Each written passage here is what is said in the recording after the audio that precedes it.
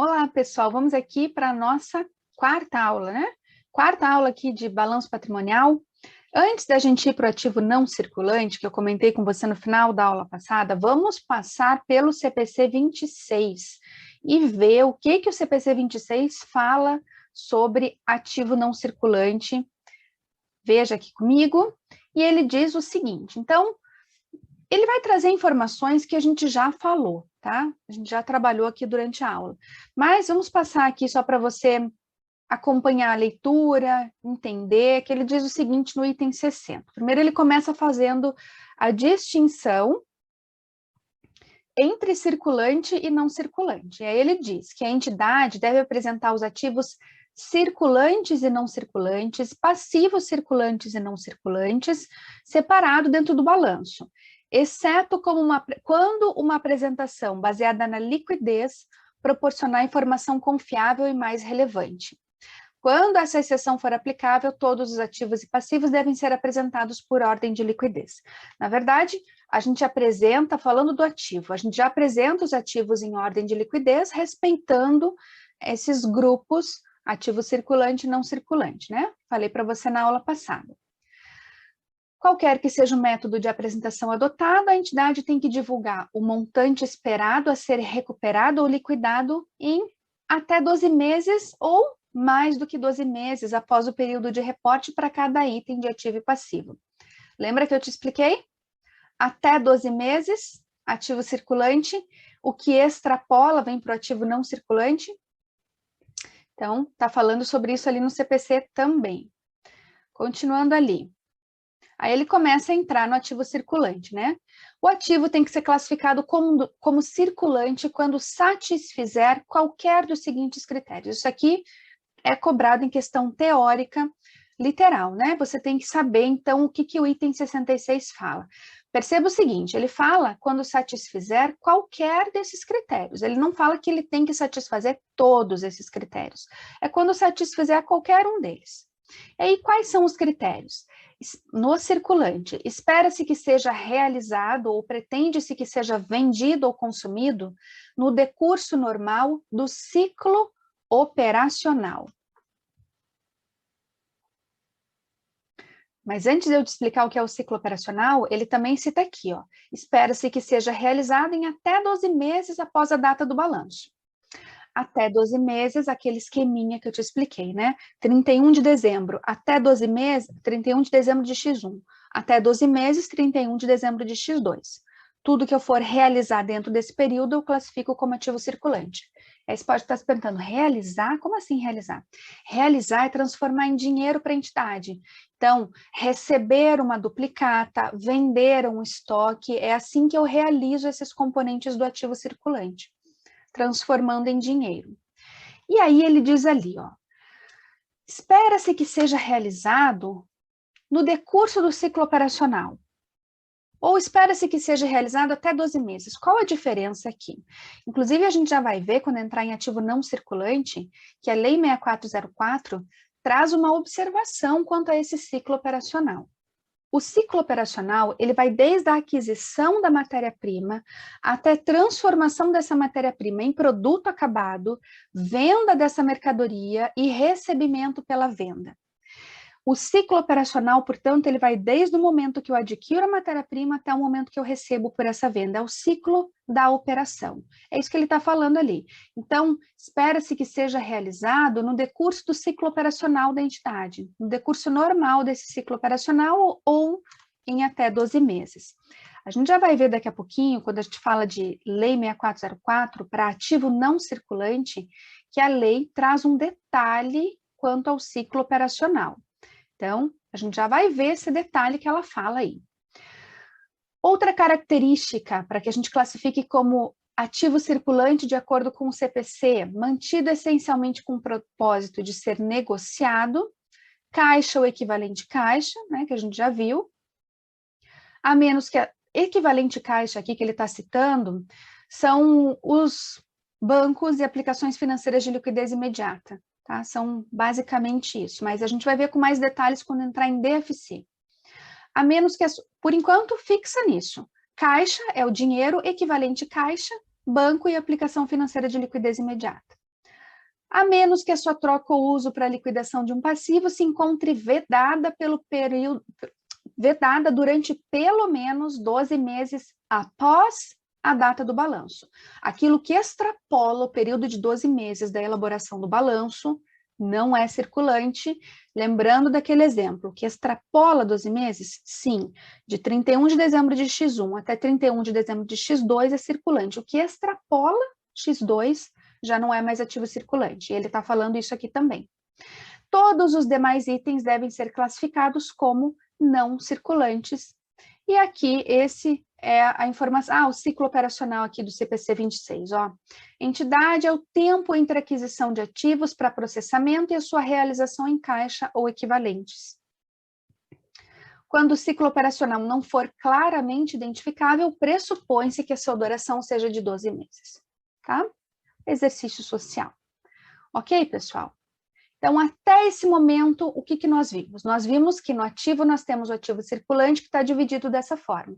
Disponibilidade, créditos, cuidado, porque aqui eu estou falando dos valores a receber. Estoques e despesas antecipadas. Até esse momento, é isso aqui que a gente já viu do balanço patrimonial, ok? Um detalhe que eu até esqueci de comentar, mas vou falar agora. Minha sugestão é, quando a gente estiver trabalhando pronunciamento técnico durante a aula, abre o pronunciamento lá no CPC, ou baixa no teu computador, ou imprime, como for melhor para você. Eu até não comentei em módulos anteriores, então aqui, ó, como que você encontra os pronunciamentos do CPC? Eu entrei no site do CPC, cpc.org.br, aqui em documentos emitidos, pronunciamentos. Aí você tem aqui todos os pronunciamentos. Nós estamos falando do CPC 26, veja que são vários, né? Você vai aprender vários deles no decorrer do curso.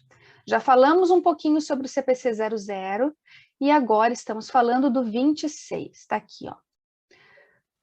26, R1, porque já sofreu uma revisão, pronunciamento e está aqui. Agora você está com o pronunciamento em mãos, certo? Perceba aqui, ó, eu já comentei com você, mas vamos dar uma olhadinha aqui juntos, só para não restar dúvida. Esse é o pronunciamento técnico. Comentei com você que esse pronunciamento fala, né, sobre as demonstrações, base de elaboração das demonstrações contábeis, está aqui, ó. E aí ele traz algumas características. Todos os pronunciamentos trazem essa parte de definições, que são alguns termos que eles utilizam no decorrer do seu corpo. E aí ele traz algumas informações sobre as demonstrações contábeis, a finalidade das demonstrações contábeis. Aqui, ó, proporcionar informação acerca da posição patrimonial financeira, hein? Conjunto completo, que eu falei com vocês, considerações gerais. Esse pronunciamento é importante que você leia, que você estude. Os principais pontos são esses que eu estou trabalhando em aula, e a minha sugestão, inclusive, é que você pegue ele, faça as anotações, grife, né, esses itens que a gente está trabalhando em aula, que são os principais itens do pronunciamento. Veja, são muitos pronunciamentos, todos eles muito extensos, então eu estou trabalhando com você no curso já os principais pontos, e alguns pontos eu não levo para o material, mas eu acabo comentando no decorrer do curso. Regime de competência, continuidade das operações. Quero chegar lá, ó. Vamos lá que eu quero chegar no balanço. E aqui, ó, balanço patrimonial. Esse é o momento que, nesse momento é isso que a gente está estudando, tá? Então vai acompanhando com o pronunciamento. É importante que você comece a se familiarizar com o pronunciamento, porque você vai estudar muitos deles no decorrer do curso, tá? Vamos voltar aqui para o material? Já falamos do pronunciamento, vamos voltar para cá e falar agora sobre o ativo não circulante. Começamos naquele mesmo esquema, falando da Lei 6404, afinal de contas, estamos aprendendo a estrutura do balanço de acordo com a lei. Então, veja lá, ó. As contas serão classificadas do seguinte modo. Vimos aqui atrás que o ativo não circulante está dividido em Ativo realizável a longo prazo, investimentos imobilizado e intangível, certo? A gente já viu isso. Vamos ali, então, agora o ativo não circulante. E aqui, ó. O que a gente classifica no realizável a longo prazo? Classificamos direitos realizáveis após o término do exercício seguinte. Tá lembrado que a gente já falou um pouquinho sobre isso? Após o término, depois de 12 meses, fica no ativo realizável a longo prazo.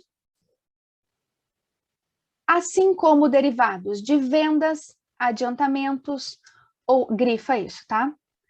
Derivados de vendas, adiantamentos ou empréstimos a sociedades coligadas ou controladas, diretores, acionistas ou participantes no lucro da companhia que não constituírem negócios usuais na exploração do objeto da companhia.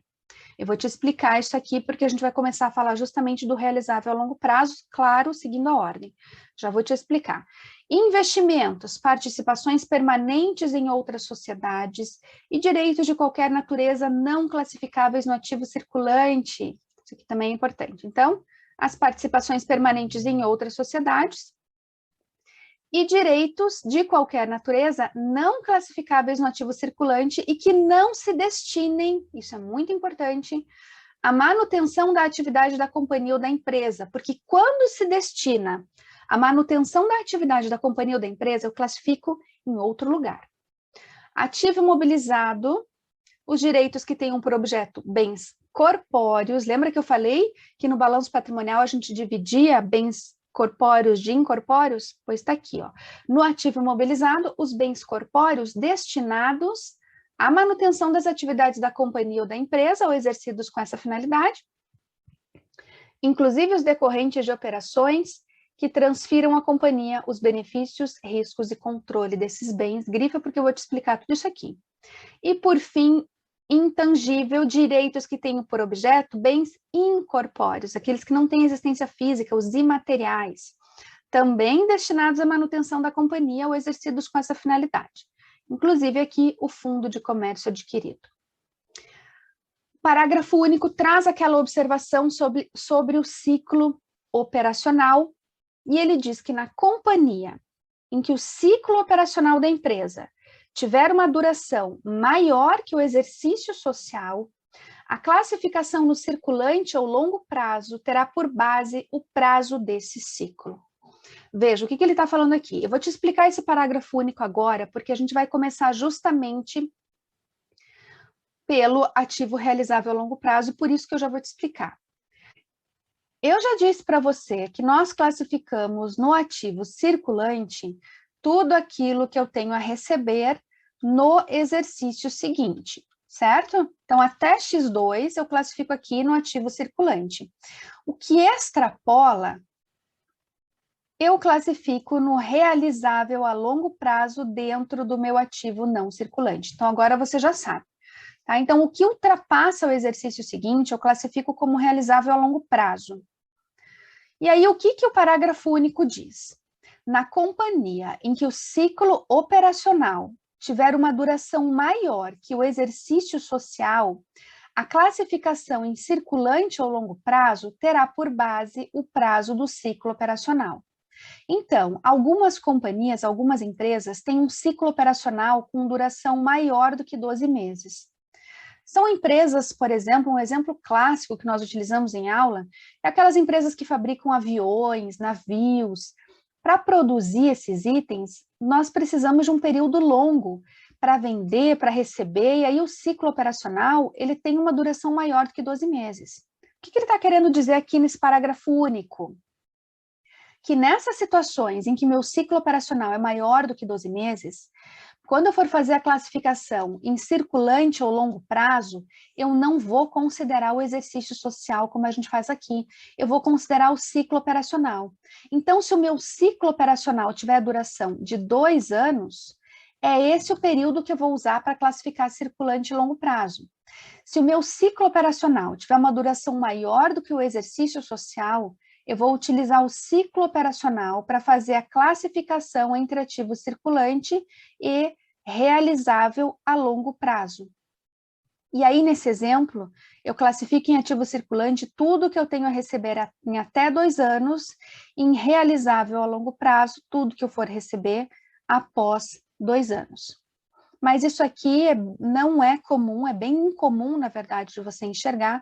As companhias costumam usar o exercício social e, para questões de prova, como regra, você usa o exercício social. Não lembro de ter visto uma questão explorar a classificação, uma questão trazendo números, explorar a classificação com base no ciclo operacional, mas é super possível, e eu acho que seria uma questão até bem interessante de ser feita, viu? Então, fica aí sempre atento a esse parágrafo único, ok? Te expliquei ele porque a gente falou aqui do realizável a longo prazo, e é por ele que a gente começa trabalhando o ativo não circulante. Antes, vamos organizar esse monte de informação aqui? Então, de acordo com a lei, o ativo não circulante está dividido da seguinte forma: realizável a longo prazo, investimento, imobilizado e intangível, seguindo exatamente essa ordem. Lembra que nós vimos e que eu falei para você que toda a classificação do ativo é feita com base na ordem decrescente do grau de liquidez? Então, essa é a ordem de apresentação do ativo não circulante. Começando pelo realizável a longo prazo, investimentos, imobilizado e intangível. É a ordem decrescente do grau de liquidez. Intangível são os itens menos líquidos do ativo, certo? Agora a gente vai começar aqui. Antes da gente encerrar essa nossa quarta aula, vamos começar a falar do ativo realizável a longo prazo. E aí, é importante que você saiba, que você lembre que, de acordo com a lei, o realizável a longo prazo, ele está dividido em 2 grupos. Ele está dividido nos direitos realizáveis após o término do exercício seguinte e aqueles direitos derivados de vendas, adiantamentos, empréstimos a sociedades coligadas ou controladas, diretores, acionistas ou participantes no lucro da companhia. Lembra disso? Vamos voltar lá, ó, e eu vou falar, limpar esse monte de informação aqui, porque eu quero chamar sua atenção para um detalhe. Quando eu venho e falo aqui para você, ó, cadê? Assim, então, direitos realizáveis após o término do exercício seguinte, eu já vou te explicar. Mas quando eu venho e falo, assim como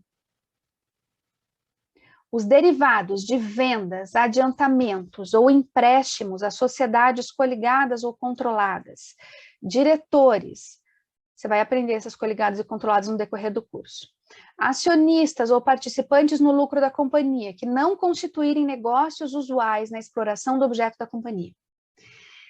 Quando você faz um empréstimo para um sócio da companhia, para um diretor, para um acionista, não interessa o prazo de recebimento. Ele pode falar para você, em 3 meses eu te pago. Não importa, isso aqui é longo prazo. Quando você faz uma venda para uma sociedade coligada ou controlada, não importa o prazo de recebimento, é longo prazo. Quando você faz um adiantamento para um diretor, não interessa se ele diz para você, mês que vem eu te pago. Não importa. Empréstimo, um adiantamento que vai ser liquidado, não importa. Isso é longo prazo. Veja, derivados de vendas, adiantamentos ou empréstimos a sociedades coligadas ou controladas, diretores, acionistas ou participantes no lucro da companhia, que não constituírem negócios usuais na exploração do objeto. O que significa isso? Eu tenho uma indústria. A minha indústria fabrica e vende essas canetas aqui, que são as canetas que eu uso no meu quadro. Ela fabrica e vende caneta. O meu negócio, a exploração do meu negócio é fabricação e venda de canetas. Qualquer outra coisa que não tenha relação com a venda das canetas, com a fabricação e vendas, não faz parte do meu negócio usual. Então, se a minha indústria que fabrica e vende canetas, se o meu diretor me pede um empréstimo para minha indústria, não faz parte do meu negócio fazer empréstimo para diretores, para acionistas, para sócios. Não faz parte do meu negócio. Então, não constitui o meu negócio usual. Da mesma maneira como não constitui meu negócio usual, vender para coligadas ou controladas, fazer adiantamentos para coligadas ou controladas, não constitui meu negócio usual. Existiu isso daqui, sendo que não faz parte do meu negócio usual, minha empresa não é para fazer adiantamento, venda, empréstimo para essas pessoas, minha empresa produz canetas, aconteceu, é sempre realizável a longo prazo. Chamo sua atenção porque as pessoas ficam confusas e as bancas às vezes gostam de explorar esse prazo aí, tá?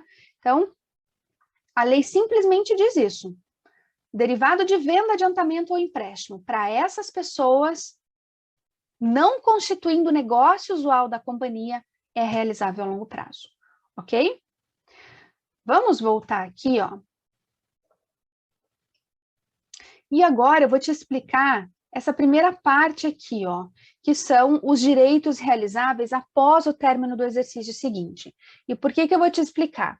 Porque quando eu falo de direitos realizáveis após o término do exercício seguinte, assim como a gente viu no ativo circulante, eu também divido esses direitos realizáveis em direitos realizáveis reais, de longo prazo, e direitos realizáveis pessoais de longo prazo, ok? Também divido em reais e pessoais.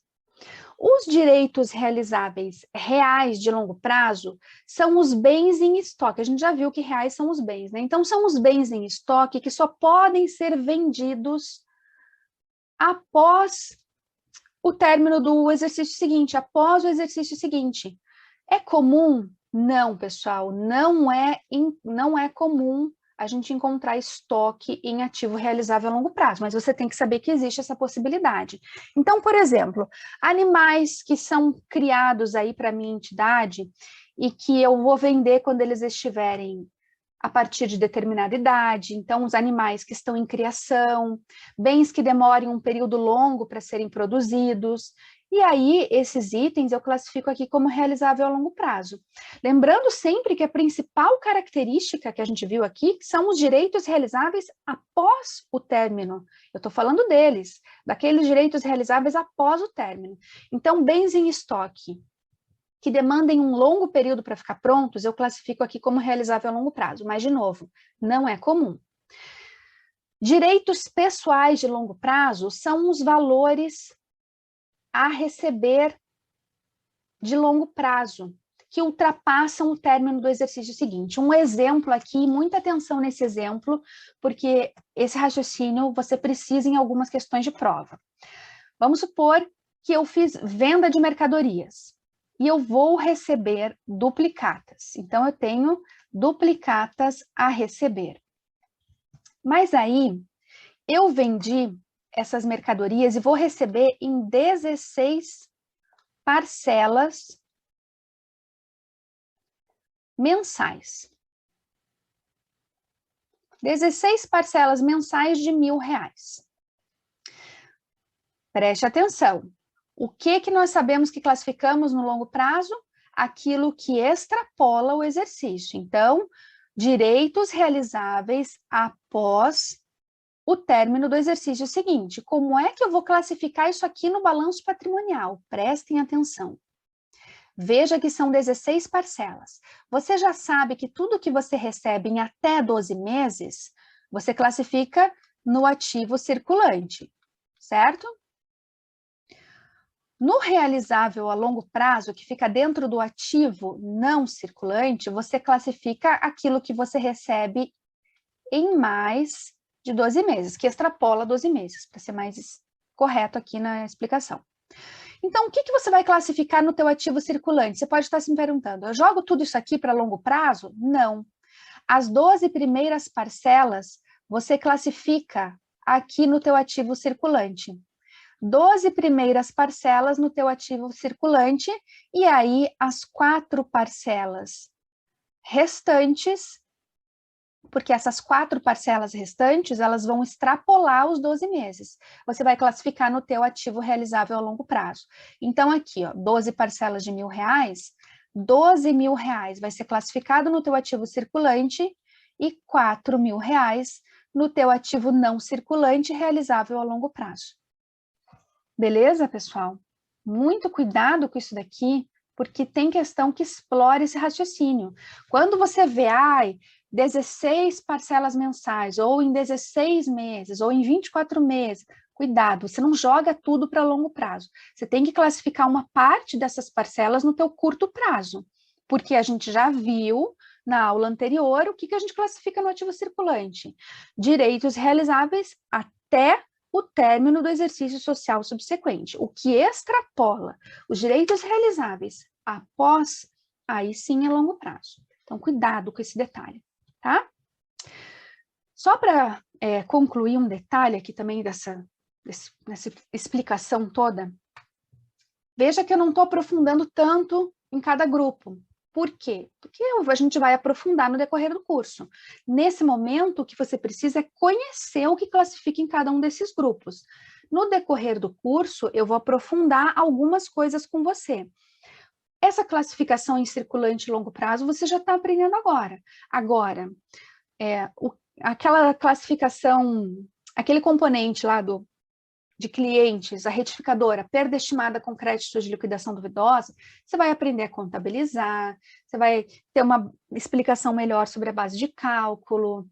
Então, assim, a gente vai detalhar alguns componentes. Despesas antecipadas, você vai aprender a contabilizar, classificar, jogar na despesa. Então, a gente vai aprofundar e detalhar algumas composições daqui para frente. Ok? Vamos, então, encerrar essa aula. Na próxima, a gente volta falando, realizável a longo prazo, a gente concluiu. Voltamos falando de investimento. Até já!